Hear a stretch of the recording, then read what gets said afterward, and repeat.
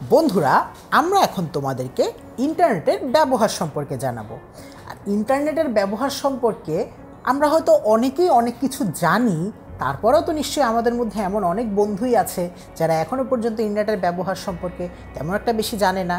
তো তাদেরকে আমরা এখন ইন্টারনেটের ব্যবহার সম্পর্কে জানাবো। ইন্টারনেটের প্রথম ব্যবহারই হচ্ছে বিভিন্ন ওয়েবসাইট ব্রাউজ করা।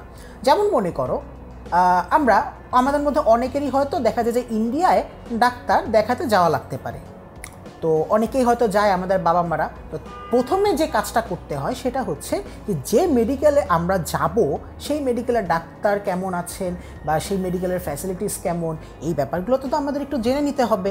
সেক্ষেত্রে আমরা কি করতে পারি? খুব সহজ একটা উপায় হচ্ছে আমরা ইন্টারনেটের মধ্যে ওই মেডিকেলের অ্যাড্রেসটাকে টাইপ করব। টাইপ করে সহজে সেই মেডিকেলের ওয়েব পেজে যে সেই মেডিকেলটা কোথায়, তাদের কন্ট্যাক্ট নাম্বার কি, তাদের খরচ কেমন পড়বে, এই যাবতীয় ব্যাপার স্যাপার কিন্তু আমরা ওখান থেকে জেনে নিতে পারি। এটা তো আমরা মেডিকেলের ব্যাপার দেখলাম। এই মেডিকেল দেখানো ছাড়াও, মানে মেডিকেল চেক আপ করা ছাড়াও কিন্তু আরও নানা ব্যাপারে আমরা বিভিন্ন ধরনের ওয়েবসাইট ব্রাউজ করতে পারি।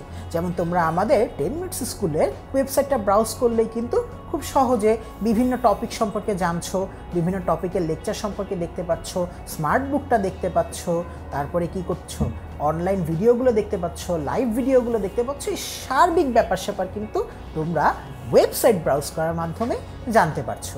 তার মানে ইন্টারনেটের মূল যে ব্যবহারটা সেটা হচ্ছে যে বিভিন্ন ধরনের ওয়েবসাইট ব্রাউজ করা এবং নিজেকে আরও নিজের জ্ঞানের ভাণ্ডারকে আরও বেশি পূর্ণ করে তোলা। এরপরেই ইন্টারনেটের আরেকটা খুব সুন্দর ব্যবহার হচ্ছে ইমেইল পাঠানো কিংবা গ্রহণ করা। আগে দেখো কি করতে হতো, এই ইন্টারনেটের আগে আমাদের যে কাজটা করতে হতো যে চিঠির আদান প্রদানের মাধ্যমে আমরা হয়তো মনের ভাবটা একে অপরকে প্রকাশ করতাম। আমার একটা কথা মনে পড়ে যে ছোটোবেলায় আমার এক আত্মীয় দুবাইতে বা কাতারে থাকতো। তো উনি দেখা যেত যে মাঝে মাঝে চিঠি পাঠাতো। সেই চিঠির উপরে মনে করো এরকম খাম যেটা থাকতো, সেই খামের এইখানে এরকম লেখা থাকতো বাই এয়ার মেল, এইখানে বা নিচে উপরে এক জায়গাতে লেখা থাকতো বাই এয়ার মেল। এবং সেই চিঠি মনে করো যে উনি পাঠালেন আজকে মাসের 10 তারিখে, দেখা যেত যে সেই চিঠি এসে পৌঁছাতো মাসের 30 তারিখে। তার মানে প্রায় 20 দিন গ্যাপের পরে সেই চিঠিটা এসে পৌঁছাতো। তো তুমি একজনকে মনের ভাব জানাচ্ছ, 20 দিন পরে যে তার মনের ভাব যাচ্ছে। অথবা মনে করো যে তুমি একটা খুব আর্জেন্ট নিউজ দিতে চাচ্ছ, কেউ একজন মারা গেছেন বা কারো একজন কোনো একটা বিপদ আপদ হয়েছে, সেটা যদি 20 দিন পরে যে তার কাছে পৌঁছায়, নিশ্চয়ই কি সেটা খুবই একটা আমাদের জন্য মানে এফিশিয়েন্ট হবে না বা আমাদের জন্য খুব একটা উপকারী হবে না। এই ব্যাপারটাই কিন্তু আমরা ইমেইল পাঠানোর মাধ্যমে আজকাল খুবই সহজভাবে করতে পারছি। ইমেইল হচ্ছে ইলেকট্রনিক মেইল, মানে এই ইলেকট্রনিক মাধ্যমে আমরা যে ডাটাটা পাঠাচ্ছি, আমরা যে কথাগুলো লিখছি, সেই কথাগুলো আরেকজনের কাছে বা যাকে আমরা পাঠাতে চাচ্ছি তার কাছে খুব তাৎক্ষণিক পৌঁছে দেওয়ার প্রক্রিয়ার নামই হচ্ছে ইমেইল। তার মানে এই ইমেইল পাঠানোর মাধ্যমে কিন্তু আমরা এই বার্তা আদান প্রদানের কাজটাকে খুব সহজে পরিণত করছি।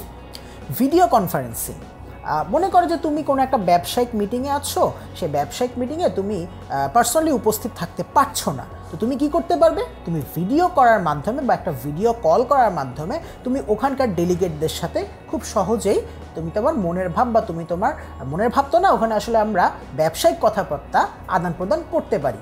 এছাড়াও কিন্তু আমরা দেখি যে এখন আমাদের মাননীয় প্রধানমন্ত্রী উনি কিন্তু মাঝে মাঝে ভিডিও কনফারেন্সের মাধ্যমে সুইচ টিপে দেখা যায় যে অন্য কোথাও কোনো প্রকল্প উদ্বোধন করতে পারছেন। এছাড়াও আরও নানা রকমের কাজে কিন্তু আমরা আজকাল এই ভিডিও কনফারেন্সিংকেই কিন্তু ব্যবহার করতে পারি।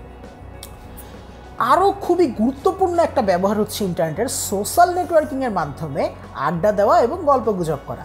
বন্ধুরা, আমাদের তো শুধু পড়াশোনা করলেই হবে না, আমাদের কিন্তু পড়াশোনার পাশাপাশি আরও অনেক কাজেই কিন্তু আমাদের অগ্রগতি অর্জন করতে হবে। যেমন মনে করো যে আমরা কারোর সাথে আমার কোনো একটা বন্ধু, তার সাথে আমার অনেক দিন ধরে দেখা নাই, কোনো কথাবার্তা নাই। তো হঠাৎ করে একদিন আমি তার সাথে আমার কথা বলার খুব শখ হলো। আগে যদি এরকম চিঠি আদান প্রদান করার মাধ্যমে করতে হতো, তাহলে কি হতো? আমি আজকে কথা পাঠাচ্ছি, 20 দিন পরে যে আমার বন্ধুর কাছে আমার খবরটা পৌঁছাতো। মানে এটা নিশ্চয়ই আমাদের জন্য খুবই সুখকর হবে না। সেটা আমরা কি করতে পারি? আজকাল ফেসবুক নামের একটা খুবই সুন্দর প্ল্যাটফর্ম আছে, এবং শুধু এটাই নয়, আরও রয়েছে গুগল প্লাস, টুইটার, তারপর মনে করো যে আস্ক এফএম, এরকম আরও হোয়াটসঅ্যাপ, আরও নানা রকমের সোশ্যাল নেটওয়ার্কিং প্ল্যাটফর্ম রয়েছে এবং সেগুলোর মাধ্যমে আমরা কি করতে পারি, খুব সহজেই রিয়েল টাইম আড্ডা দিতে পারি এবং গল্পগুজব করতে পারি এবং তাতে করে আমাদের মনটাও কিন্তু প্রফুল্ল থাকে। এছাড়াও আজকাল বিকাশ নামের একটা জিনিসের তো তোমরা খুব প্রচলন দেখছো। এটার মাধ্যমে কি করতে পারছো, তোমরা বিভিন্ন কাজের মধ্যে পেমেন্ট করতে পারছো। তোমরা সহজেই কিন্তু বিকাশের মাধ্যমে দেখা যায় বাস, ট্রেন, প্লেন ইত্যাদি টাকা কিন্তু তোমরা দিয়ে দিতে পারছো এবং সেগুলোকে কিন্তু তোমরা বুক করে রাখতে পারছো। তাতে কি হচ্ছে, তোমার দীর্ঘক্ষণ কিন্তু লাইনে বসে থাকা লাগছে না। শুধু বিকাশ নয়, দেখা যাচ্ছে Dutch Bangla, rocket, sure cash, এগুলোও কিন্তু এই ক্ষেত্রে খুব স্বনামধন্য একটা প্রতিষ্ঠান এবং এরাও কিন্তু এইসব ক্ষেত্রে খুবই অগ্রণী ভূমিকা পালন করছে। ইলেকট্রনিক কমার্স, ব্যবসা বাণিজ্য এবং ই ব্যাংকিং এবং অনলাইন শপিং করা, আমি এইটার প্রতি খুবই জোর দিতে যাচ্ছি। কারণ আজকাল দেখা যায় আমরা খুব সহজেই এই যে মনে করো যে তোমার কম্পিউটারের একটা পার্টস নষ্ট হয়েছে, তো কম্পিউটার পার্টস না, মনে করো তোমার কম্পিউটারের একটা স্ক্রিন প্রোটেক্টর লাগবে, কম্পিউটার না, আমি বলতে চাচ্ছি মোবাইলের একটা স্ক্রিন প্রোটেক্টর লাগবে। কিংবা মনে করো যে তুমি একটা মোবাইল কিনতে চাচ্ছ, আগে হলে আমাদের কি করতে হতো, সেই বসুন্ধরা সিটি বা কোনো একটা ভালো শপিং কমপ্লেক্সে যাও, সেখানে যেয়ে যাচাই বাছাই করে তারপরে সেই মোবাইল কিনো বা যা খুশি তুমি কিনো। এখন কিন্তু চাইলেই তুমি কিন্তু হাতের নাগালে সব কিছু তুমি পেয়ে যাবে যদি কম্পিউটারে বিভিন্ন অনলাইন শপের বা বিভিন্ন শপের ওয়েবসাইট, অনলাইন শপই না, তোমার যে সবগুলো ভৌতভাবে উপস্থিত তাদেরও দেখা যায় যে ওয়েব পেজ থাকে, সেসব ওয়েবসাইটে যে তুমি সহজেই কিন্তু তাদের পণ্য তুমি কি করতে পারো, অর্ডার দিতে পারো এবং তারা একটা নামমাত্র ডেলিভারি চার্জের বিনিময়ে কিন্তু তোমাদেরকে সেই প্রোডাক্টটা পৌঁছে দেয় এবং দেখা যায় যে সেই প্রোডাক্টটা কিন্তু আমাদের ঠিক রিয়েল শপে যাওয়ার প্রোডাক্টের মতনই হয়। এরকম অনেক তোমার সুপ্রতিষ্ঠিত এবং স্বনামধন্য প্রতিষ্ঠান কিন্তু এখন গড়ে উঠেছে। এবং শুধু তাই নয়, তাদের পেমেন্টটা কিন্তু আমরা চাইলে ক্যাশ অন ডেলিভারিতেও আজকাল করতে পারি, কিংবা চাইলে কিন্তু বিকাশের মাধ্যমেও বা শিওর ক্যাশ বা এরকম যে অনলাইন পেমেন্ট গেটওয়েগুলো রয়েছে তাদের মাধ্যমে কিন্তু আমরা দিয়ে দিতে পারি। তো এইভাবেই কিন্তু আমরা এই অনলাইন ব্যাংকিং, শপিং কিংবা ই কমার্স এই সেক্টরটাতে ইন্টারনেট ব্যবহার করার মাধ্যমেই অনেক এগিয়ে যাচ্ছি। এছাড়া শুধু ইমেল নয়, আমার মনে করো যে একটা ফাইল, মনে করো যে আমার মনে করো যে একটা লেকচার পাঠাতে হবে কাউকে। আজকে মনে করো আমি একটা স্লাইড তৈরি করেছি, সেই স্লাইডটা আবার কোনো একটা বন্ধুকে পাঠাতে হবে। এই কাজগুলো কিন্তু আমরা আজকাল ইন্টারনেট ব্যবহার করার মাধ্যমে করতে পারছি।